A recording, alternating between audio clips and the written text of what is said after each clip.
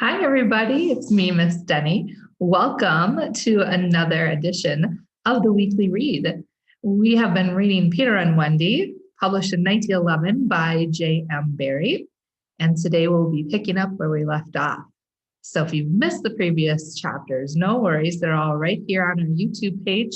Look for the playlist, The Weekly Read, Peter and Wendy. All right. Today we begin with chapter 14, The Pirate Ship. One green light squinting over Kidd's Creek, which is near the mouth of the Pirate River, marked where the brig, the Jolly Roger, lay low in the water. A rakish-looking craft foul to the hull, every beam in her detestable, like the ground strewn with mangled feathers. She was the cannibal of the seas and scarce needed that watchful eye, for she floated immune in the horror of her name. She was wrapped in the blanket of night, through which no sound from her could have reached the shore. There was little sound, and none agreeable, save the whir of the ship's sewing machine, at which Smee sat, ever industrious and obliging, the essence of the commonplace, pathetic Smee. I know not why he was so infinitely pathetic, unless it were because he was so pathetically unaware of it. But even strong men had to turn hastily from looking at him, and more than once on summer evenings, he had touched the font of Hook's tears and made it flow. Of this, as of almost everything else, Smee was quite unconscious. A few of the pirates leaned over the bulwarks, drinking in the miasma of the night. Others, sprawled by barrels over games of dice and cards, and the exhausted four who had carried the little house lay prone on the deck, where even in their sleep they rolled skillfully to this side or that, out of Hook's reach, lest he should claw them mechanically in passing. Hook trod the deck in thought. Oh man, unfathomable! It was his hour of triumph. Peter had been removed from his path, and all the other boys were on the brig, about to walk the plank.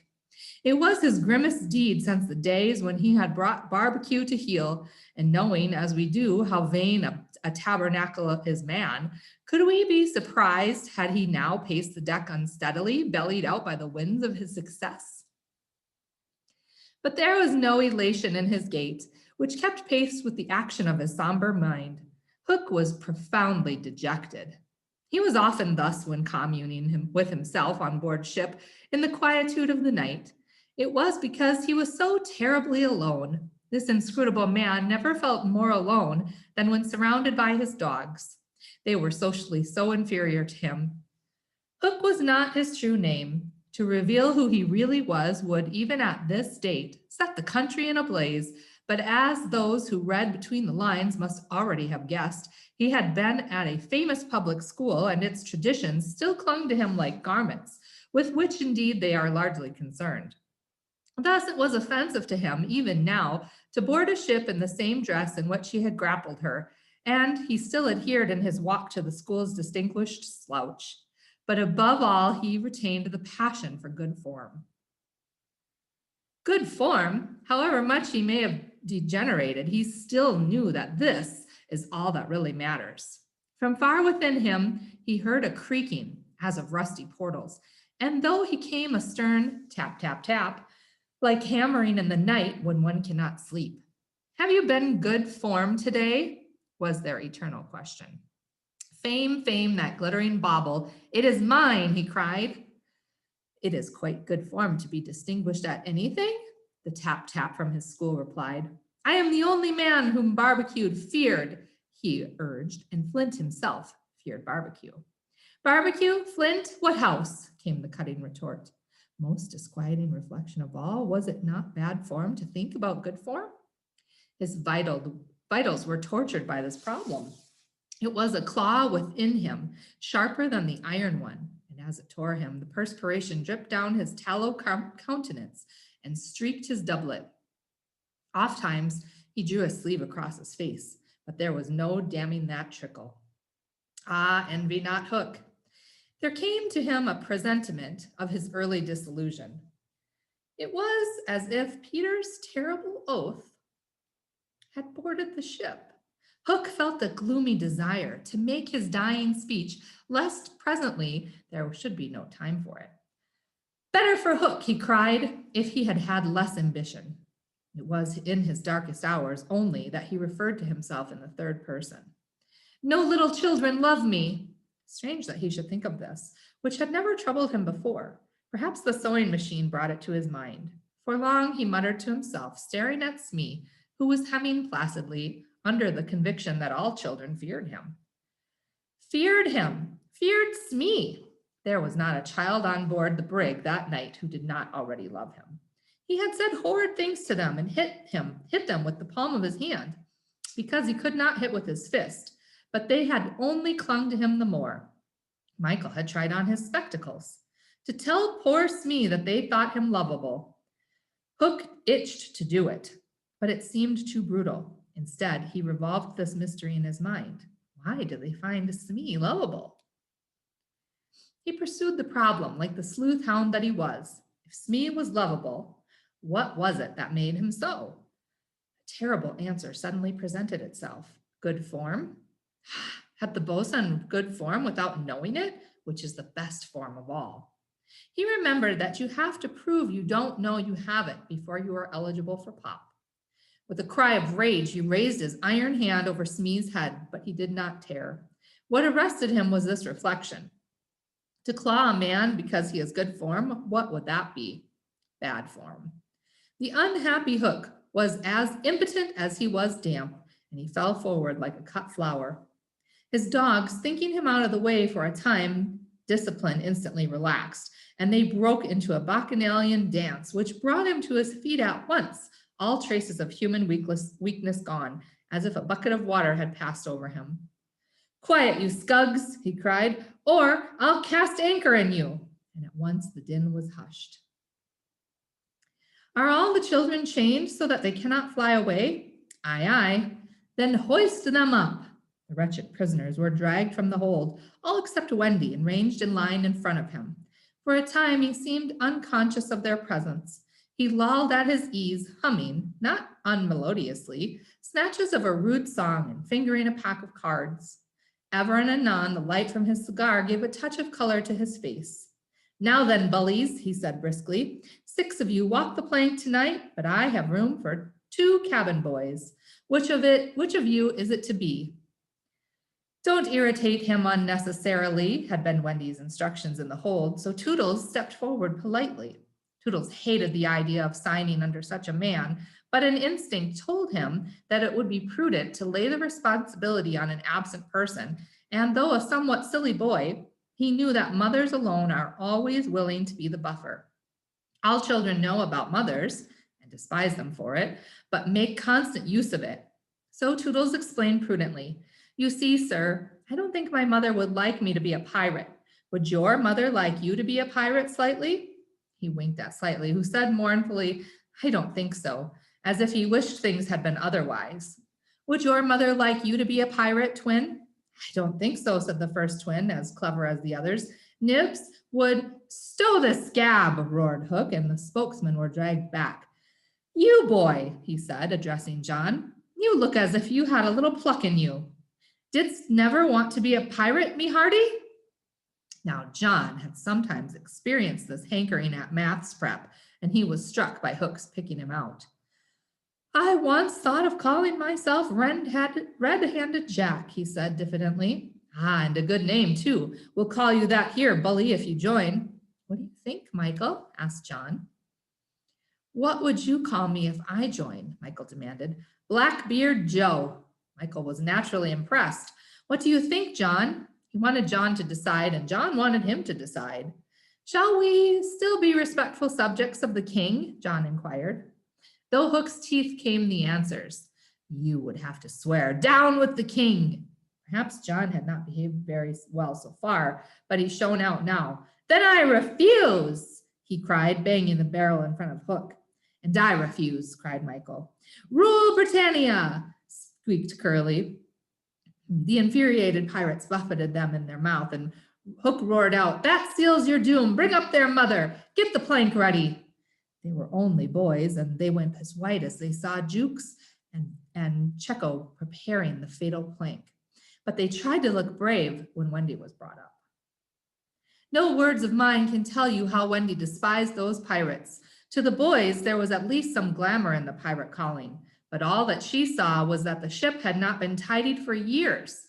There was not a porthole on the grimy glass on which you might not have written with your finger, "Dirty pig," and she had already written it on several.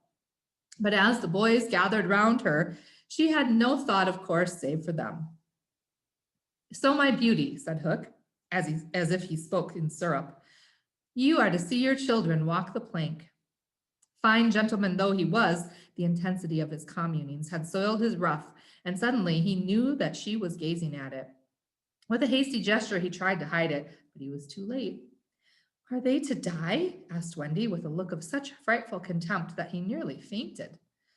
"They are," he snarled. "Silence all," he called gloatingly, for a mother's last words to her children. At this moment, Wendy was grand. "These are my last words, dear boy," she said firmly. "I feel that I have a message to you from your real mothers, and it is this: we hope our sons will die like English gentlemen." Even the pirates were awed, and Toodle cried out hysterically, "I'm going to do what my mother hopes." "What are you to do, Nibs?" "What my mother hopes." "What are you to do, Twin?" "What my mother hopes. John, what are you—" But Hook had found his voice again. "Tie her up," he shouted. It was Smee who tied her to the mast. "See there, honey," he whispered, "I'll save you if you promise to be my mother." But not even for Smee would she make such a promise. "I would almost rather have no children at all," she said disdainfully. It is sad to know that not a boy was looking at her as Smee tied her to the mast. The eyes of all were on the plank, that last little walk they were about to take. They were no longer able to hope that they would walk it manfully, and the capacity to think had never gone from them.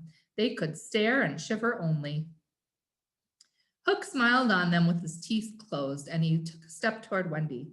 His intention was to turn her face so that she should see the boys walking the plank one by one. But he never reached her. He never heard the cry of anguish he hoped to wring from her. He heard something else instead. It was the terrible tick, tick of the crocodile. They all heard it, pirates, boys, Wendy, and immediately every head was blown in one direction, not to the water whence the sound proceeded, but toward Hook. All knew that what was about to happen concerned him alone, and from that, being actors, they were suddenly become spectators. Very frightful was it to see the change that came over him. It was as if he had been clipped at every joint. He fell in a little heap. The sound came steadily nearer, and in advance of it came this ghastly thought: the crocodile is about to board the ship. Even the iron claw hung inactive, as if knowing that it was no intrinsic part of what the attacking force wanted. Left so fearfully alone, any other man would have lain with his eyes shut where he fell. But the gigantic brain of Hook was still working, and under its guidance, he crawled on his knees along the deck as far from the sound as he could go. The pirates respectfully cleared a passage for him, and it was only when he brought up against the bulwarks that he spoke. "Hide me," he cried hoarsely. They gathered round him, all eyes averted from the thing that was coming aboard. They had no thought of fighting it. It was fate. Only when Hook was hidden from them did curiosity loosen the limbs of the boys so that they could rush to the ship's side to see the crocodile climbing it. Then they got the strangest surprise on this night of nights, for it was no crocodile that was coming to their aid. It was Peter. He signed to them not to give vent to any cry of admiration that might rouse suspicion. Then he went on ticking. That was the end of 14, and now we will read chapter 15. Hook or me this time. Odd things happen to all of us on our way through life without our noticing for a time that they have happened. Thus, to take an instance, we suddenly discover that we have been deaf in one ear for we don't know how long, but say half an hour. Now, such an experience had come that night to Peter. When last we saw him, he was stealing across the island with one finger to his lips and his dagger at the ready. He had seen the crocodile pass by without noticing anything peculiar about it, but by and by he remembered that it had not been ticking. At first he thought this eerie, but soon he concluded rightly that the clock had run down. Without giving a thought to what might be the feelings of a fellow creature thus abruptly deprived of its closest companion, Peter began to consider how he could turn the catastrophe to his own use, and he decided to tick so that wild beasts should believe he was the crocodile and let him pass unmolested. He ticked superbly, but with one unforeseen result. The crocodile was among those who heard the sound, and it followed him. Though whether with the purpose of regaining what it had lost or merely as a friend under the belief that it was again ticking itself will never be certainly known, for, like all slaves to a fixed idea, it was a stupid beast. Peter reached the shore without mishap and went straight on, his legs encountering the water as if quite unaware that they had entered a new element. Thus many animals pass from land to water, but no other human of whom I know. As he swam, he had but one thought: Hook or me this time. He had ticked so long that he now went on ticking without knowing he was doing it. Had he known, he would have stopped, for to board the brig by the help of the tick, though an ingenious idea, had not occurred to him. On the contrary, he thought he had scaled her side as noiseless as a mouse. Then he was amazed to see the pirates cowering from him, with Hook in their midst as abject as if he had heard the crocodile. The crocodile! No sooner did Peter remember it than he heard the ticking. At first he thought the sound did come from the crocodile, and he looked behind him swiftly. Then he realized that he was doing it himself, and in a flash he understood the situation. How clever of me, he thought at once, and signed to the boys not to burst into applause. It was at this moment that Ed Teente, the quartermaster, emerged from the forecastle and came along the deck. Now, reader, time what happened by your watch. Peter struck true and deep. John clapped his hands on the ill-fated pirate's mouth to stifle the dying groan. He fell forward. 4 boys caught him to prevent the thud. Peter gave the signal, and the carry-on was cast overboard. There was a splash and then silence. How long has it taken? 1, Slightly had begun to count. None too soon, Peter, every inch of him on tiptoe, vanished into the cabin. We'll pause for a picture here. There's Peter making his way to the ship. You can see the ship in the background, and the caption says, Hook or me this time. So we had left off. None too soon, Peter, every inch of him on tiptoe, vanished into the cabin. For more than one pirate was screwing up his courage to look round. They could hear each other's distressed breathing now, which showed them that the more terrible sound had passed. It's gone, Captain, Smee said, wiping his spectacles, all still again. Slowly, Hook let his head emerge from the rough and listened so intently that he could have caught the echo of the tick. There was not a sound, and he drew himself up firmly to his full height. Then there's to Johnny Plank, he cried brazenly, hating the boys more than ever because they had seen him unbend. He broke into the villainous ditty. Yo ho, the frisky Plank. You walks along it so, till it goes down, and you goes down to Davy Jones below. To terrorize the prisoners the more, though with a certain loss of dignity, he danced along an imaginary plank, grimacing at them as he sang, and when he finished, he cried, Do you want a touch of the cat before you walk the plank?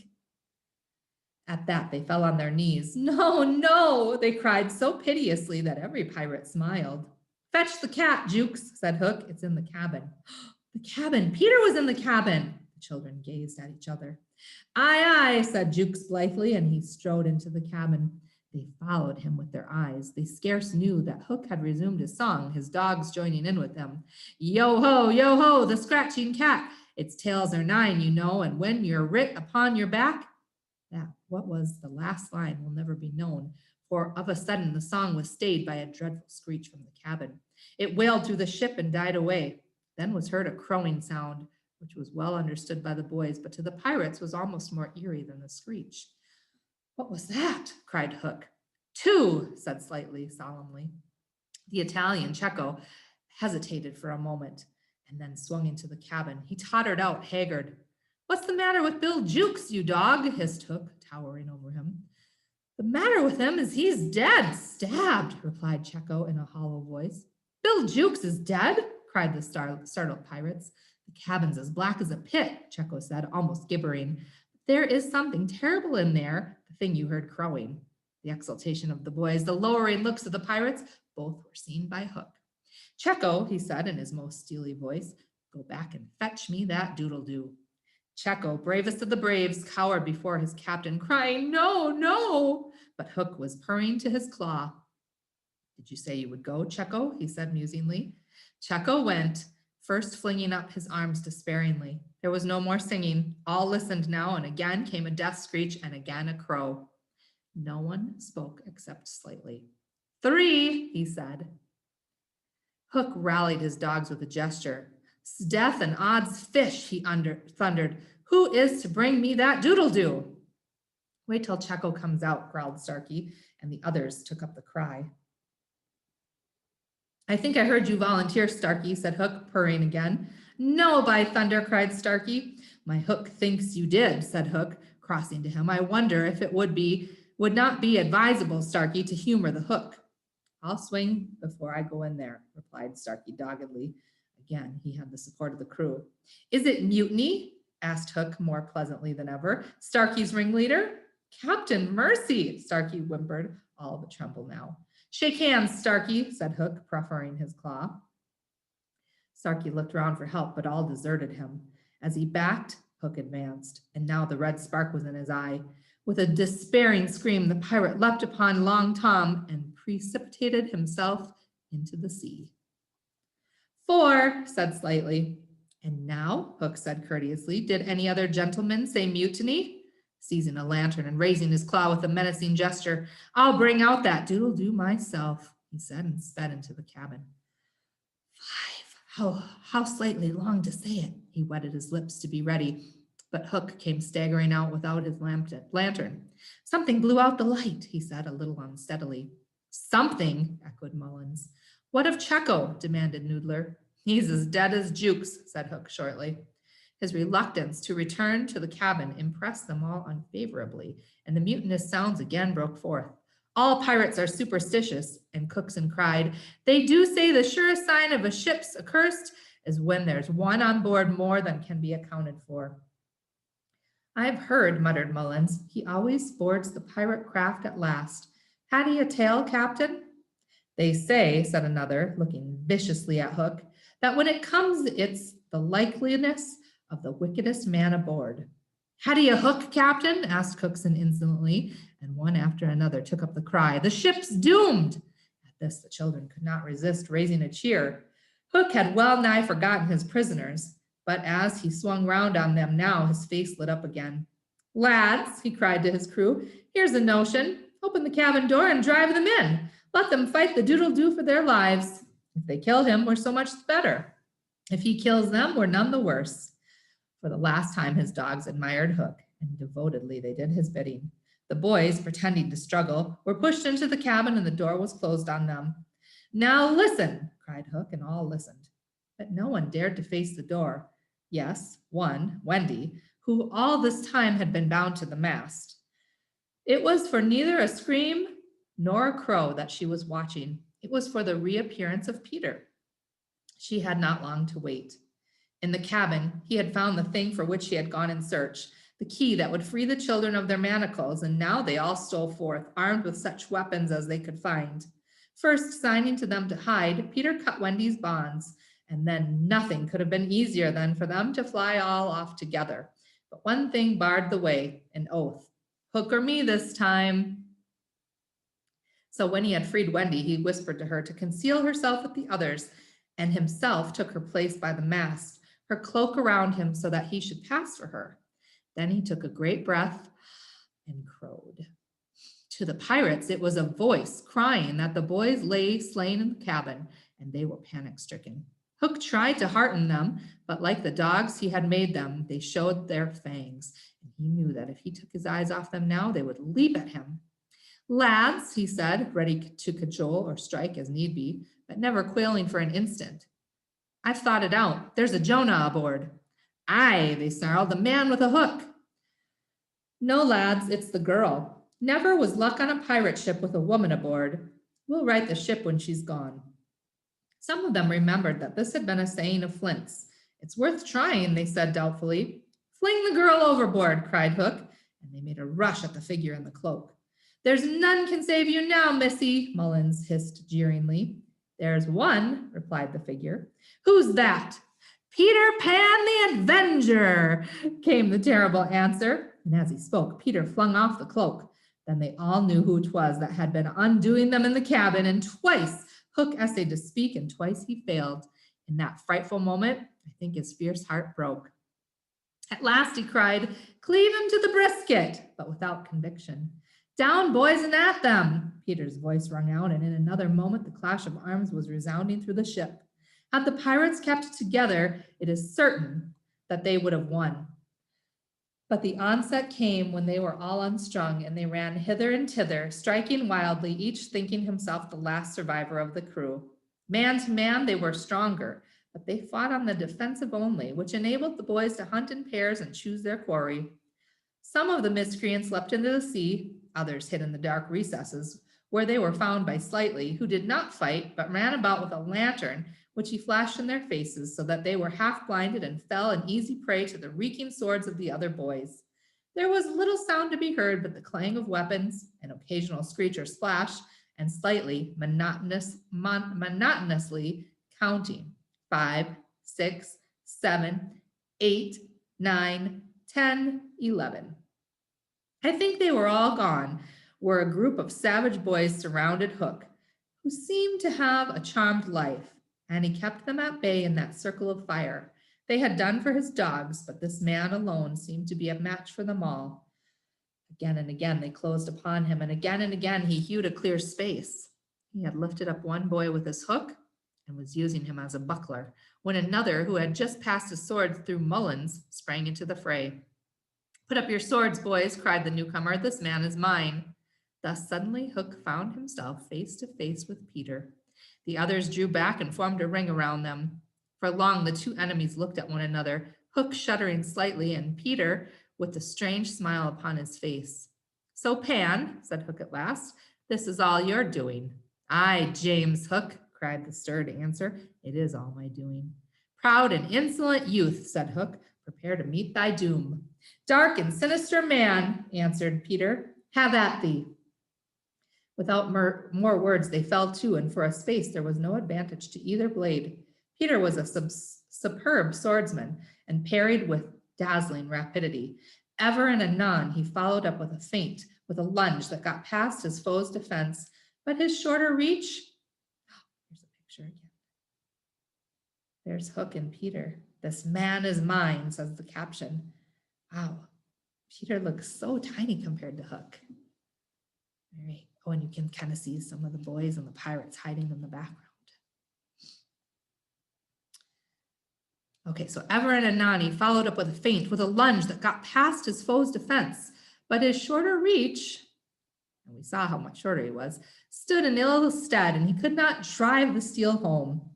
Hook, scarcely at his inferior in brilliancy, but not quite so nimble in wrist play, forced him back by the weight of his onset, hoping suddenly to end all with a favorite thrust, taught him long ago by barbecue at Rio. But to his astonishment, he found this thrust turned aside again and again. Then he sought to close and give the quietus of his iron hook, which all this time had been pawing the air. But Peter doubled under it and, lunging fiercely, pierced him in the ribs. At the sight of his own blood, whose peculiar color, you remember, was offensive to him, the sword fell from Hook's hand, and he was at Peter's mercy. "Now," cried all the boys, but with a magnificent gesture, Peter invited his opponent to pick up his sword. Hook did so instantly, but with a tragic feeling that Peter was showing good form. Hitherto he had thought it was some fiend fighting him, but darker suspicions assailed him now. "Pan, who and what art thou?" he cried huskily. "I'm youth, I'm joy," Peter answered at a venture. "I'm a little bird that has broken out of the egg." This, of course, was nonsense, but it was proof to the unhappy Hook that Peter did not know in the least who or what he was, which is the very pinnacle of good form. "To it again," he cried despairingly. He fought now like a human flail, and every sweep of that terrible sword would have severed in twain any man or boy who obstructed it. Peter fluttered round him as if the very wind made him blow out the danger zone. And again he darted in and pricked. Hook was fighting now without hope. That passionate breast no longer asked for life, but for one boon it craved, to see Peter bad form before it was cold forever. Abandoning the fight, he rushed into the powder magazine and fired it. In 2 minutes, he cried, the ship will be blown to pieces. Now, he thought, the true form will show. But Peter issued from the powder magazine with the shell in his hands and calmly flung it overboard. What sort of form was Hook showing himself? Misguided man though he was, we may be glad, without sympathizing with him, that in the end he was true to the traditions of his race. The other boys were flying toward him now, flouting, scornful, and he staggered about the deck, striking up at them impotently. His mind was no longer with them. It was slouching in the playing fields of long ago, or being sent up for good, at watching the wall game from a famous wall. And his shoes were right, and his waistcoat was right, and his tie was right, and his socks were right. James Hook, though not wholly unheroic figure, farewell, for we have come to his last moment. Seeing Peter slowly advancing upon him through the air with dagger poised, he sprang upon the bulwarks to cast himself into the sea. He did not know that the crocodile was waiting for him, for we purposefully stopped the clock that this knowledge might be spared him. A little mark of respect from us at the end. He had one last triumph, which I think we need not grudge him. As he stood on the bulwark, looking over his shoulder at Peter gliding through the air, he invited him with a gesture to use his foot. It made Peter kick instead of stab. At last, Hook had got the boon for which he craved. Bad form, he cried jeeringly, and went content to the crocodile. Thus perished James Hook. 17, slightly rang out, but he was not quite correct in his figures. 15 paid the penalty for their crimes that night, but 2 reached the shore. Starkey, to be captured by the Redskins, who made him nurse for all their papooses, a melancholy come down for a pirate, and Smee, who henceforth wandered about the world in his spectacles, making a precarious living by saying he was the only man that Jas Hook had ever feared. Wendy, of course, had stood by, taking no part in the fight, though watching Peter with glistening eyes, but now that was all over, she became prominent again. She praised them equally and shuddered delightfully when Michael showed her the place where he had killed one, and then she took them into Hook's cabin and pointed to his watch, which was hanging on a nail. It's 1:30. The lateness of the hour was almost the biggest thing of all. She got them to bed in the pirates' bunks pretty quickly, you may be sure, all but Peter, who strutted up and down on the deck until at last he fell asleep by the side of the Long Tom. He had one of his dreams that night and cried in his sleep for a long time, and Wendy held him tight. That's where we'll end today. Join me next time for we'll pick up where we left off with chapter 16, The Return Home. Take care, friends. Bye-bye.